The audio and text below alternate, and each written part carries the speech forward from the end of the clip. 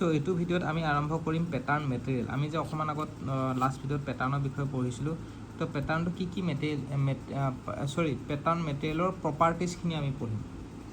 কি প্ৰপাৰ্টিজ হ'ব লাগিব? It should not absorb the moisture. পেটাৰ্ণে মইশ্চাৰটো এবজৰ্ভ কৰিব নোৱাৰে যাতে, তেনেকুৱা ধৰণৰ আমি মেটেৰিয়েল ইউজ কৰিব লাগিব। তাৰ ডেঞ্চিটি যাতে ল' থাকে, low' density, good surface finish, easiness in fabrication মানে আঠা লগোৱা, এটাৰ ওপৰত এটা ফেব্ৰিকেট কৰি পেলাই টোটেল পেটাৰ্ণটো বনোৱা যাতে ইজি হয়। নেক্সট কি হৈ যায়, পেটাৰ্ণৰ খৰচাটো যাতে বেছি নহয়, চিপ যাতে হয়। তো যেনেকুৱা পেটাৰ্ণ মেটেৰিয়েল কিছুমান থাকে, যেনেকৈ উড আছে, মেটেলছৰ ভিতৰত আছে, মেটেল পেটাৰ্ণ আছে, প্লাষ্টিক আছে, হয় নাই? এইবিলাকে মইশ্চাৰ এবজৰ্ভ কৰে জানো? নকৰে। উডে অলপ চলপ কৰে, কিন্তু উডৰ ডেঞ্চিটিটো কম থাকে আৰু কষ্টটো কম থাকে। যেনেকৈ ৱেক্স, মমবাতিটো থাকে, তেনেকুৱা ধৰণৰ আছে, মাৰ্কৰি আছে। তো এইবিলাক হৈ গ'ল আমাৰ পেটাৰ্ণ মেটেৰিয়েল আৰু পেটাৰ্ণ মেটেৰিয়েলৰ প্ৰপাৰ্টিজ।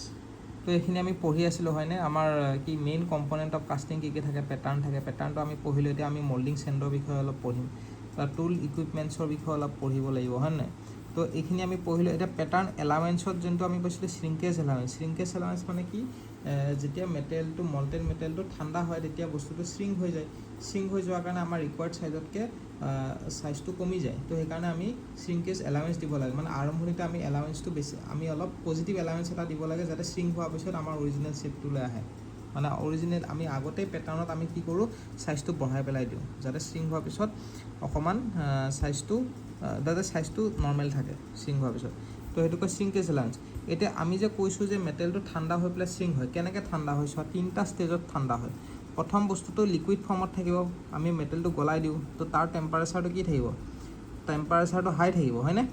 তাৰপিছত লাহে লাহে যেতিয়া টাইম বাঢ়ি গৈ থাকিব, বাঢ়ি লিকুইড ষ্টেটৰ পৰা এটা ছলিড লিকুইড ষ্টেটলৈ আহিব। সেইটো কয় ফেজ চেঞ্জ কৰা বুলি কয়। এইখিনি জেগাত ফেজটো চেঞ্জ হৈছে, বুজি পাইছা? ফেজ চেঞ্জ ষ্টেট হয় এইখিনি জেগাত। তো এইখিনি জেগাত ফেজ চেঞ্জত টেম্পাৰেচাৰটো কনষ্টেণ্ট থাকে, বা এইখিনি ফ্ৰিজিং টাইম বুলি কোৱা হয় এইখিনিত। তাৰপিছত লাহে লাহে আকৌ ঠাণ্ডা হৈ পেলাই ৰুম টেম্পাৰেচাৰলৈকে আহি যায়। এইটো হৈ গ'ল তোমাৰ গ্ৰাফটো, ঠিক আছে? এতিয়া আমাৰ কি হৈ যায়, 3টা ষ্টেজ আছে, সেইটোৱে লিকুইড শ্ৰিংকেজ। এইখিনি জেগাত যোনখিনি শ্ৰিংকেজ হয়, তো শ্ৰিংকেজো আমাৰ 3টা ষ্টেজতে হ'ব।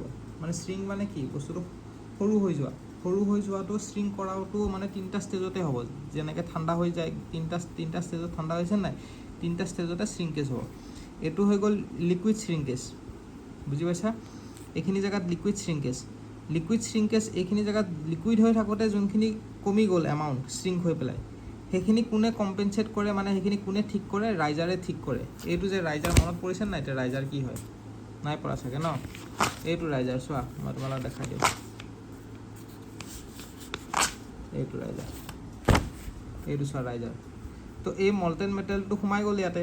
তো লিকুইড হৈ থাকোঁতে যিমানখিনি শ্ৰিংক হ'ল, যিমানখিনি এমাউণ্ট কমি গ'ল, সেইখিনি ৰাইজাৰে আনি পেলাই, ৰাইজাৰৰ তাতে কি হয়, মই যে বুজাইছিলোঁ প্ৰথম ভিডিঅ'টোত, এনেকৈ মল্টেন মেটেৰিয়েলবোৰ প্ৰথম ইয়াতে সোমালে, তাৰপিছত যোনখিনি এক্সট্ৰা হ'ল এইখিনি ইয়াতে জমা হৈ যায়। তো ইয়াতে যোনখিনি শ্ৰিংক হৈ যাব, মানে লিকুইড হৈ থাকোঁতে যোনখিনি কমি গ'ল এমাউণ্ট, সেইখিনি ৰাইজাৰৰ মানে ডিউ টু গ্ৰেভিটি এইখিনি নামি আহি পেলাই এইখিনিত মানে কি হ'ব, মানে এইখিনিত ফিল আপ হৈ যাব। সেইটো কম্পেনচেট কৰে। তো লিকুইড হৈ থাকোঁতে সেইখিনি কোনে ফিল আপ কৰে বা কম্পেনচেট কৰে? ৰাইজাৰে কৰে। ষ্টেজ 2 হ'ব তোমালোকৰ ফেজ চেঞ্জ ষ্টেজ। ফেজ চেঞ্জত কোনে কম্পেনচেট কৰে? ফেজ চেঞ্জত মানে তোমাৰ ৰাইজাৰৰ দৰকাৰ নাই, ন' নিড অফ ৰাইজাৰ, হয় নাই? এইটো ৰাইজাৰৰ দৰকাৰ নাই। আৰু ছলিড শ্ৰিংকেজটো কোনে কম্পেনচেট কৰে? ছলিড শ্ৰিংকেজটো কম্পেনচেট কৰে পেটাৰ্ণ এলাৱেঞ্চটো। আমি ছলিড শ্ৰিংকেজটোৰ কাৰণে আমি কি কৰোঁ? পেটাৰ্ণটোতে আমি কি কৰোঁ? চাইজটো বঢ়াই দিওঁ, যাতে ঠাণ্ডা হৈ যোৱাৰ পিছত আমাৰ নৰ্মেল শ্বেপলৈ আহে। সেইটো আমি ছলিড শ্ৰিংকেজটো আমি পেটাৰ্ণটোতে চাইজটো বঢ়াই দিব লাগিব। সেইটো আৰু ৰাইজাৰে একো কৰিব নোৱাৰে, বুজি পাইছা? আৰু যোনটো ফেজ চেঞ্জ ষ্টেট বুলি ক'লোঁ, ফেজ চেঞ্জত তোমাৰ জেনেৰেলি ৰাইজাৰ ইউজ কৰে, কিন্তু গ্ৰে কাষ্ট আইৰণত আমাৰ ৰাইজাৰ ইউজ নকৰে। এইটো কি কৈছে? Grey cast iron expand. যদি আমাৰ মল্টেন মেটেৰিয়েলটো গ্ৰে কাষ্ট আইৰণৰ হয়, তেতিয়া আমাক ৰাইজাৰৰ সহায় নালাগে। ফেজ চেঞ্জত কি কৰে? এনেতো ফেজ চেঞ্জতো তোমাৰ ৰাইজাৰে কম্পেনচেট কৰে, আৰু লিকুইড শ্ৰিংকেজতো তোমাৰ ৰাইজাৰে কম্পেনচেট কৰে। কিন্তু যদি গ্ৰে কাষ্ট আইৰণ হয়, যদি আমাৰ মল্টেন মেটেৰিয়েলটো গ্ৰে কাষ্ট আইৰণ হয়, তেতিয়া কি কৈছে? চোৱা, grey cast iron expand. Grey cast আইৰণটোৱে শ্ৰিংক নকৰে, গ্ৰে কাষ্ট আইৰণটোৱে এক্সপাণ্ডহে হয় ঠাণ্ডা হ'লে। Expand so' in grey cast iron no need of riser মানে ফেজ চেঞ্জৰ টাইমত গ্ৰে কাষ্ট আইৰণটো এক্সপাণ্ড হয় শ্ৰিংক নহয় তো সেইটো আমাক ৰাইজাৰৰ দৰকাৰ নাই গ্ৰে কাষ্ট আইৰণৰ ক্ষেত্ৰত আৰু এইবিলাক কুৱেশ্যন কেনেকৈ আহিব আমাক সোধে যে লিকুইড শ্ৰিংকেজটো কোনে কম্পেনচেট কৰে অপশ্যন থাকিব ৰাইজাৰত ক্লিক কৰে ফেজ চেঞ্জ ষ্টেটটো কোনে কম্পেনচেট কৰে সেইটো ৰাইজাৰে কৰে অপশ্যন টিক কৰিবা ৰাইজাৰ সলিড শ্ৰিংকেজটো কোনে কম্পেনচেট কৰে এইটো পেটাৰ্ণ এলামেঞ্চে কম্পেনচেট কৰে মানে শ্ৰিংকেজ এলামেঞ্চ তো টিক কৰিবা শ্ৰিংকেজ এলামেঞ্চ বুজি পাইছা সেই তেনেকুৱা ধৰণৰ কথা এতিয়া চোৱা তোমালোকৰ প্ৰথম চবতকৈ লিকুইড শ্ৰিংকেজটো বেছি হয় তাৰপিছত সলিড শ্ৰিংকেজটো হয় ফেজ চেঞ্জ শ্ৰিংকেজটো চবতকৈ কম হয় সেইটো কথা মনত ৰাখিবা লিকুইডটো বেছি হ'ব তাৰপিছত সলিড তাৰপিছত ফেজ ট্ৰেন্সফৰ্মেশ্যন শ্ৰিংকেজটো এতিয়া তোমালোকে চোৱা কম্পজিশ্যন অফ মল্ডিং চেণ্ডত যোনটো আমি বালি ইউজ কৰোঁ তাতে কি কি কম্পজিশ্যন আছে প্ৰথম আহিব আমাৰ চিলিকা চেণ্ড ইউজ কৰে চিলিকা চেণ্ড 70 to 75% ইউজ হয় তাৰপিছত ক্লে ইউজ কৰে মাটি কিমান ইউজ কৰে 10 to 20% ৱাটাৰ ইউজ কৰে কিমান 3 to 6% আৰু এডিটিভছ কিছুমান থাকে সেইটো 1 to 6% থাকে তো এডিটিভছ কি ইউজ কৰে চোৱা এডিটিভ ইউজ কৰে বোলে চ ডাষ্ট বা উড ফ্ল'ৰ ইউজ কৰিব পাৰে লিন চিট ইউজ কৰে দেখিছানে লিন চিটটো কিয় ইউজ কৰে ষ্ট্ৰেংথ আৰু হাৰ্ডনেছটো ইনক্ৰিজ কৰাৰ কাৰণে আৰু কোল ডাষ্ট ইউজ কৰে চি কোল ইউজ কৰে চিলিকা ফ্ল'ৰ ইউজ কৰে ছাৰ্ফেচ ফিনিছটো ইম্প্ৰুভ কৰিবলৈ তেনেকুৱা আৰু ৰেজিষ্টেঞ্চ টু মেটেল পেনেট্ৰেশ্যন ৰেজিষ্টেঞ্চৰ কাৰণে ইউজ কৰে তো এইখিনি মনত ৰাখিবা আৰু কি এডিটিভছ আছে আৰু কি আমি ইউজ কৰোঁ clay silica sand clay water additives কিছুমান থাকে সেইবিলাক এইখিনিতে আহি গ'ল তোমালোকৰ আহি গ'ল properties of moulding sand property প্ৰথম আহিব ৰিফ্ৰেক্টৰিনেছ মানে কি ability to withstand high temperature of the liquid metal without fusion মানে হাই টেম্পাৰেচাৰ মানে সহ্য কৰিব পৰা কেপাচিটিকে কয় ৰিফ্ৰেক্টৰিনেছ নেক্সট আহিব পাৰ্মিএবিলিটি মানে কি ৱাটাৰ কণ্টেণ্টটো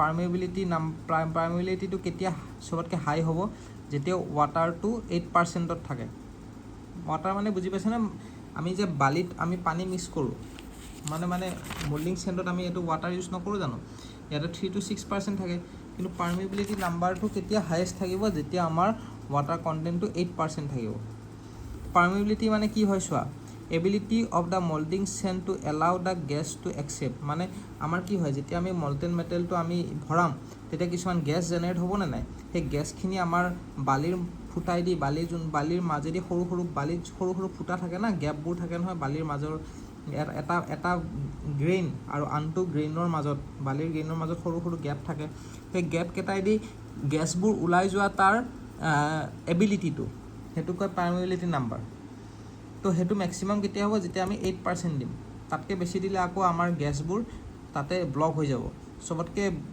বেছি গেছ কেতিয়া পাছ হ'ব বাহিৰলৈ ওলাই যাব যেতিয়া আমাৰ ৱাটাৰ পাৰ্চেণ্টেজটো 8% থাকে তো 8% মেইনটেইন কৰাটো দৰকাৰ বুজি পাইছা size of grain minus coarse grain সেইটো moisture content in the moulding sand 2 to 8% দিছে এইখিনি ইমান ইম্পৰ্টেণ্ট নহয় জাষ্ট মনত ৰাখিবা যে আমাক 8% হ'লে মেক্সিমাম হয় আৰু ইয়াতে পাৰ্মিএবিলিটি নাম্বাৰ এটা আছে সেইটো পাৰ্মিএবিলিটি নাম্বাৰটো তোমালোকে জানিব লাগিব তো পাৰ্মিএবিলিটি নাম্বাৰ এইটো PN বুলি লিখিছোঁ দেই পাৰ্মিএবিলিটি নাম্বাৰৰ ফৰ্মুলাটো কি হয় তোমালোকে জানানে সেইটো জানিব লাগিব ডাইৰেক্ট ফৰ্মুলাটো মনত ৰাখিবা এইটোৰ ওপৰত প্ৰব্লেম আহে 501.28 বা 28টো পাহৰি গ'লেও 501টো মনত ৰাখিবা তাৰপিছত PT এতিয়া PT কি হয় জানিব লাগিব টিটো হ'ল তোমালোকৰ ইয়াতে মই লিখিছোঁ টিটো হ'ব তোমালোকৰ টাইম হ'ব টাইম ইন মিনিট ছেকেণ্ডত নহয় দেই এইটো মিনিটত ইয়াতে মিনিটত প্লেচ কৰিব লাগিব আৰু তোমালোকৰ পিটো কি হ'ব পিটো হ'ব তোমাৰ এয়াৰ